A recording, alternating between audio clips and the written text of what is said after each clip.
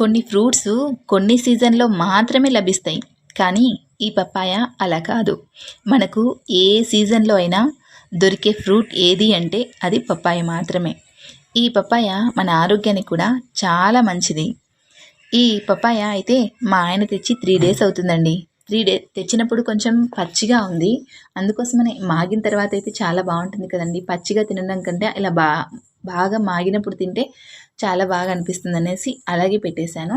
తర్వాత 3 డేస్ తర్వాత చూడండి ఇలా కోస్తే చాలా మాగిపోయింది పండైతే.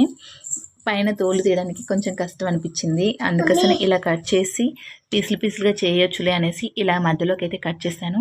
ఇందులో చూడండి మాగిపోయింది కాబట్టి లోపల ఎన్ని ఇత్తనాలు ఉన్నాయి, ఎన్ని గింజలు ఉన్నాయో చాలా ఉన్నాయి కదా. అసలు ఈ పండు చాలా మంచిదండి. ఈ పపాయ తినడం వల్ల చాలా ప్రయోజనాలు ఉన్నాయి. తర్వాత అలాగే స్కిన్ కూడా చాలా మంచిగా ఉంటుంది. గ్లోయింగ్ స్కిన్ కావాలి అంటే 100% బెస్ట్ రిజల్ట్ ఇచ్చేది ఈ పపాయ మాత్రమే అని కూడా చెప్పుకోవచ్చండి. నిజంగా స్కిన్కి చాలా మంచి రిజల్ట్ ఇస్తుందండి. ఈ పపాయతో జ్యూస్ కూడా చేసుకోవచ్చు. జ్యూస్ ఇంకా బాగుంటుంది, చాలా చాలా బాగుంటుంది. ఈ పప్పాయ వల్ల ఈ పప్పాయని ఎన్ని రకాలుగా తీసుకోవచ్చో చూడండి. హెల్త్కి కూడా చాలా మంచిది ఈ పప్పాయ. ఈ పప్పాయ రోగ నిరోధక శక్తిని పెంచి జీర్ణక్రియను మెరుగుపరుస్తుంది. ఇంకా చెప్పాలంటే ఒత్తిడిని, బరువును కూడా తగ్గిస్తుందండి ఈ పప్పాయ. కంటి ఆరోగ్యమును కూడా మెరుగుపరుస్తుంది. అలాగే మనం మొటిమలతో చాలామంది బాధపడుతూ ఉంటారు కదా. ఈ పప్పాయ మొటిమలను కూడా తగ్గిస్తుంది. ఈ పప్పాయ ఫేస్ ప్యాక్ లాగా పెట్టుకుంటే మనకున్న మొటిమలు కూడా తగ్గుతూ ఉంటాయండి. ఇంకా కీళ్ళ నొప్పులను కూడా తగ్గిస్తుంది.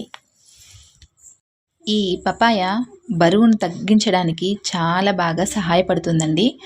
ఇది ఎంత తిన్నా మనం బరువు పెరగడం అనేది ఉండదండి. తగ్గడం అనేది ఉంటుంది కానీ పెరగడం అనేది ఉండదు. ఇంకొకటి ఏంటంటే అన్నం తిన్న తర్వాత ఈ ఫ్రూట్ తిన్నామంటే మనం తిన్న అన్నం కూడా తొందరగా అరగడానికైతే సహాయపడుతుందండి. తర్వాత ఈ ఫ్రూట్ అయితే గర్భిణీగా ఉన్న స్త్రీలు అయితే తినకూడదని చెప్తారు.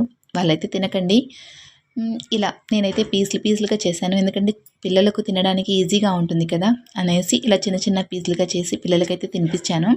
నిజంగా ఫ్రూట్ మాగింది కాబట్టి చాలా టేస్ట్ అనిపించింది. చాలా తీయగా ఉందండి. చాలా బాగుంది ఇలా తీయగా ఉంటే. మేమైతే తినేస్తున్నాం మరి పప్పాయ. మరి మీరు తినారా? మీకు కావాలా? వచ్చేయండి మరి.